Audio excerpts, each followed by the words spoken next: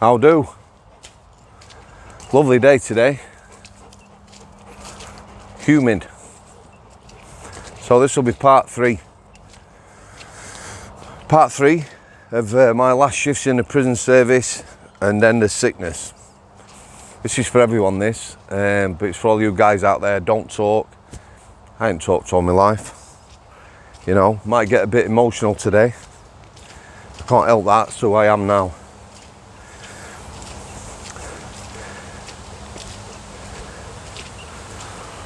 So September.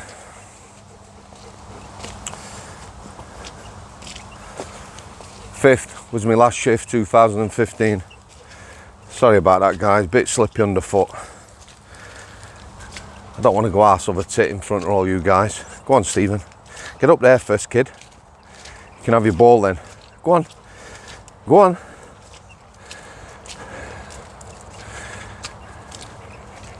Two significant deaths, guys. I'm just getting to the top of the path, giving me his ball and running to it. What I'm doing is I'm peeling back layers. Sometimes you don't look at it like this, you know, 11 months, usual things. You can imagine prison officers, man up, soft arse Yorkshire get. Had that plenty in the service, never bothered me, that straight over my head. In fact, if someone called me soft arse Yorkshire get, big smile. Used to wind them up. Go on, kid. Go on.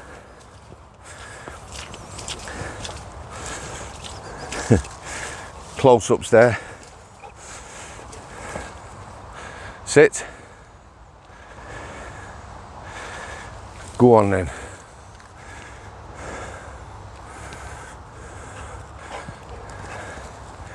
So guys, two significant deaths. October 2015. Got a phone call from my cousin who's lovely. Her and her brother, twins, were at hospital, Almshire Hospital in Sheffield. My cousin were in there, Russell, a year younger than me. I'm thinking he'd be 50 at the time. I hadn't seen Russell. I didn't see nobody. Left Sheffield 2000, 2001. And pretty much didn't see any of my family. None of my close friends. Other than one night out in Sheffield. So my cousin Russell, this way Stevie. It's really windy, guys, hope the mic cuts this out. Might have to stay down this bottom end. In fact, I'm just going to get where it's a bit sheltered. Russell. I know a lot of families aren't particularly close or you grow apart, but as youngsters, I saw my cousins all the time. Cousin's a bit distant, sounds a bit distant. Nearly went arse or tit.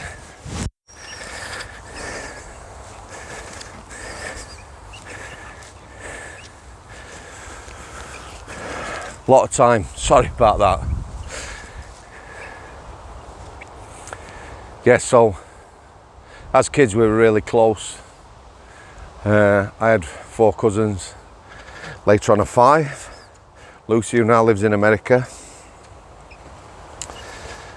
So there's Alex and Fraser, who were twins. Russell, same age as my sister, a year younger than me. And his sister Sue, who's my age.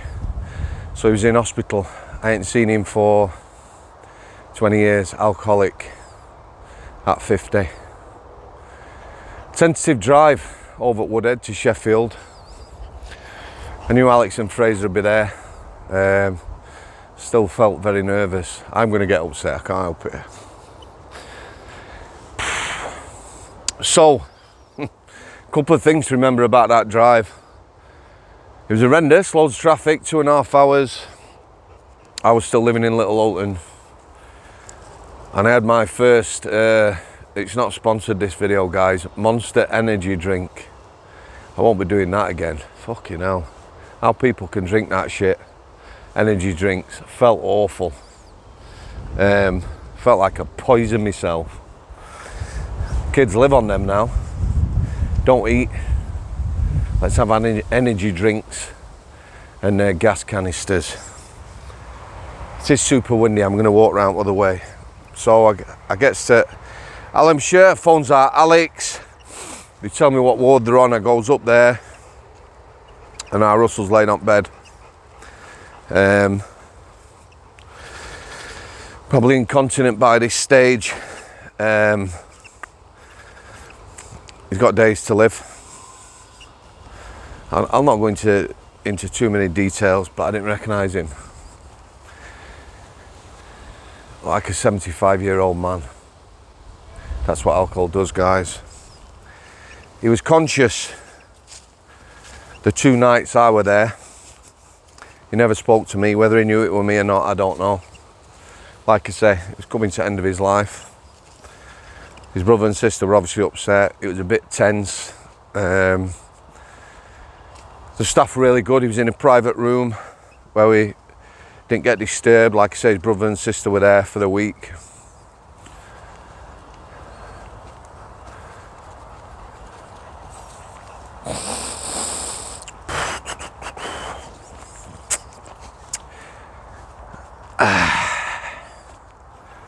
Very close when we were young. Like I say, the effect of things like this, you know, I spent lots of time thinking about him when he used to come and stop at our house when we lived at Crooks in Sheffield. We spent a lot of time as teenagers together. He played rugby. He was an half decent rugby player as well, tough lad. He played out at Oak Valley. Went on a few rugby tours with him and our Fraser. Used to knock about Broomhill in Sheffield, South Seas and that. Yeah, a lot of good times. Could see a frailty in our Russ. Anyway, he passed, so it affected us all in different ways. My Auntie Pat, bless her, his mum. You know, I'm sure no parent wants to outlive one of the kids. But it impacted. So this is just October. Been out sick a month. And then I went for a meal in November. I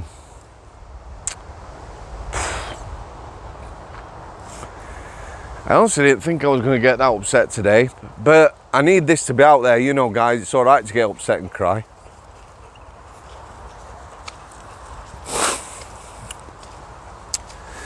So when I was on K-Wing, I worked with Bobby Boy, Bob H, lovely man. One of his favourite phrases was, "I'm not Johnny Concrete." He wasn't. Been a prison officer for a lot of years. He worked at Onley in early days. I remember him telling me he used to sit in car park feeling sick before he went in. You know, it weren't a good place to work. He then went to Liverpool.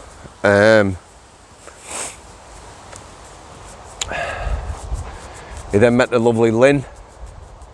True love affair that. Met in the job, married together, worked together at Liverpool. You know, I told you couples shouldn't work together. They did. Totally professional, not a problem. And they worked together on K-Wing. They were a lovely couple. Used to do the barbecues, socialising. Lynn did a couple of big Christmas dinners on K-Wing and used to do as a breakfast on our weekend on every week, carting with shitloads of stuff. Yeah. So in November, I just went and spent a day with him. I was on sick, he was on sick. Soon to be retired. In fact, he was retired. I think it was bonfire night, 2015. He'd seen an incident at Strangeways. It affected him badly. Couldn't go back to the job. It was a very, very nasty incident where a prisoner attempted to murder 2 officers. He couldn't get over the fact that people he thought were his friends at Strangeways never contacted him, and he felt detached, which is sad because he was a great man and he had a lot of people who loved him. So it must have been prior to early November. I went and spent a day with him. He hired a van. We did a bit of moving. He had a caravan. We moved some stuff to the caravan from the caravan somewhere else. You know, it was just a day. I was just helping somebody out. He felt he wanted to treat me and Amy'd only met him a couple of times. She loved him.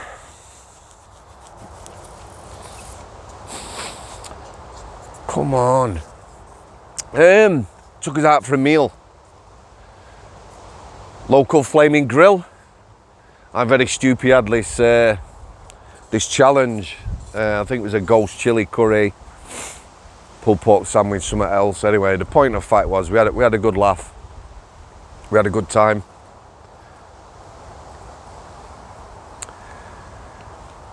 And that's how I remember him.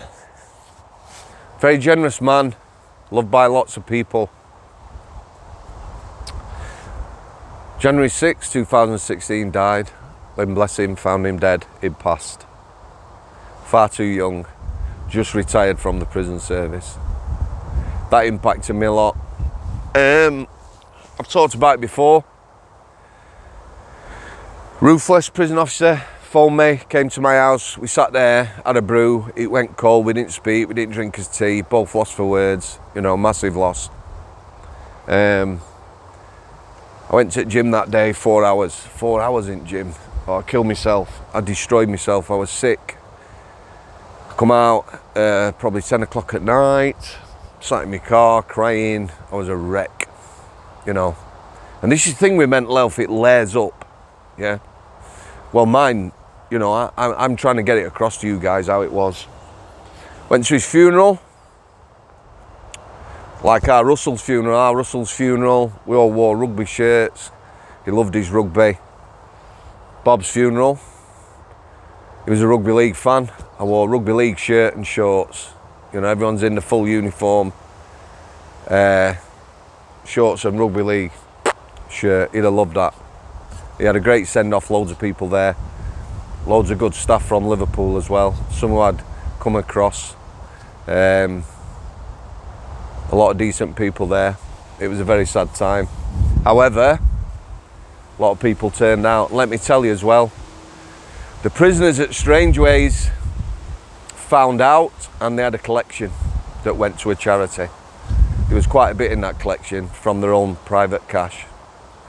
So them two deaths earlier on in my 11 months on the sick impacted on top of everything else.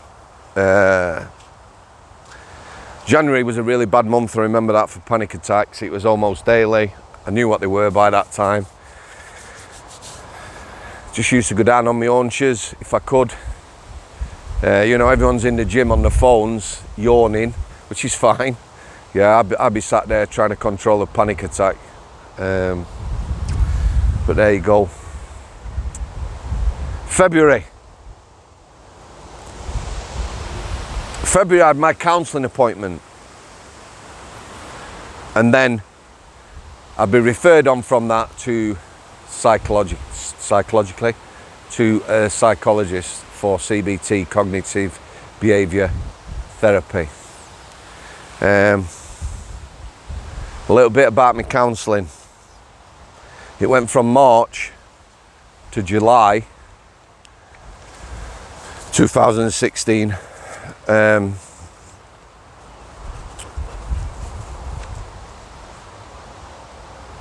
I self-referred. You can do that, guys. You don't have to go to your GP if you're not in a good place. Find out your local mental health services, get in touch. A lot of it you can do online. Let me talk about the last. She was lovely, very quiet, very petite. I met her at 2 o'clock Friday, my first appointment in March sometime. This is quite relevant as well, guys. I was terrified. I didn't sleep the night before, I weren't sleeping well anyway. I had chronic diarrhea, couldn't eat. Got there half an hour early. You know, I've done that all my life, never been late for a job ever. Sat there, terrified, knots in my stomach. I got up to leave.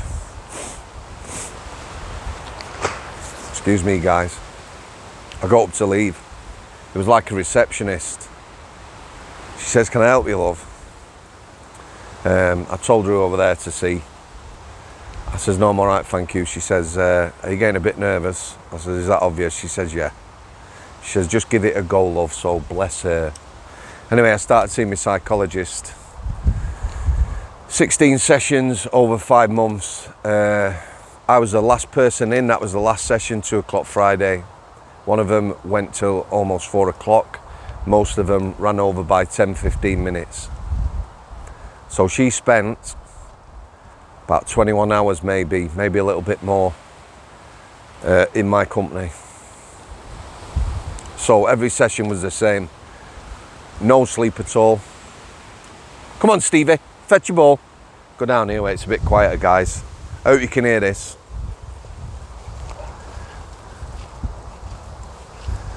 Diarrhea, nerves.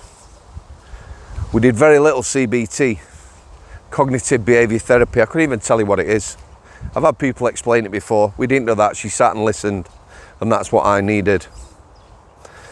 I asked her at the end. My last session was about 3 or 4 days before I got finished from the prison service, the end of July 2016. I got finished August 2nd, 2016. I asked her how she'd found it. She said she found it very troubling. She had extra help. I'm sure she said that she had 2 sessions a month, maybe 3 sessions a month where she saw someone. People like her, this lovely lady, you know, speaking to people like me or people who've gone through trauma or might have been abused, yeah, they need to unload. They take on board a lot. Try and protect yourself. She said she had probably, I'm not laughing for that reason, guys, twice as much, you know, interventions, or she'd asked for extra interventions because she found the stuff I was talking about troubling. To give you an idea of the amount of stuff she probably heard, my audio book, that's not a plug either, my audio book, 8.5 hours long, that's my memoir, my life story, yeah. I've already told you, I spent about 24 hours, 3 times the length of my book. I was telling her stories, situations, events, pouring my heart out. There were some tears in there. She encouraged me to talk, and it was an experience. Now the parting shot, guys, you know, I've spoke, particularly over the last 6 months, 12 months, to lots of people who have recognised some of the things I've talked about in the cells, people who've gone to get help. I've told you about the old fella in Little Alton, Teddy, yeah? Don't discount that, yeah? 2, 3, 4 walks a day with him, half an hour at a time, pouring my heart out. He was a vet. He was in Ireland. He was in Ireland about 1970, you know, when it was really rocking in streets. It was a rough place to be. The British Army was over there. His sergeant told him, don't take anything personal, Terry. We don't want to be here. The people here don't want us to be here. Don't take it personal. Only person I've ever heard say that. He also went some other places in the world, Angola and the like, where he saw things no one should have to see. You know, trenches full of dismembered bodies, kids, women, stuff like that. So he'd seen some shit. I once asked him about the stuff I was talking about, whether he was happy. He says, listen, it works both ways. You listen to me. We exchanged stories. Yeah, particularly that 12 months and up until 2019 when I left Little Alton. He said it was good for him, good for me. Yeah, best mates. That's what your mates are there for. So them sessions were endless. Right, the sessions with hers, this is how they ended. I was elated. I would leave there, I would feel great, yeah? Just let me, yeah, come on kid, lead back. The sessions with her, I was elated. It became a regular thing though, this. Maybe mid-evening, Friday evening, or even Saturday morning, I would explode. The anxiety would come times 10. Yeah, after the elation, I would be horrible. I would be out of control.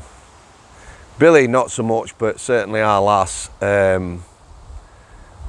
You could see the trepidation in her face. She was fearful. She wasn't fearful of me hurting her, just how I was. And don't forget, my physical health is still not good, the blood pressure and everything. And I would just go into rages over stupid things. So if somebody said, did that counselling do you any good? It was something I needed to do. People were telling me I weren't well. I recognise that. I did it for myself. What I'd have been without it, if I hadn't have had it, I don't know.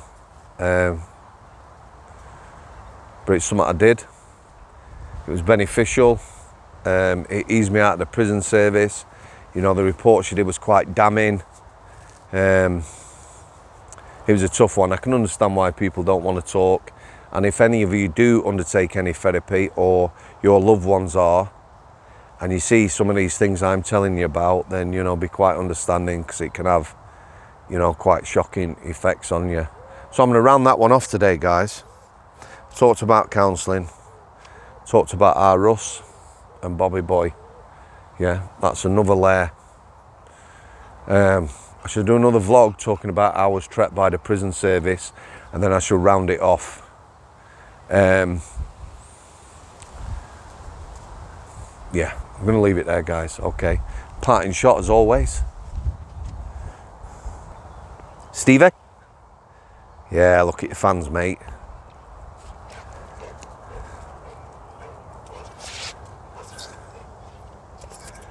Thanks for coming, guys. I'll see you.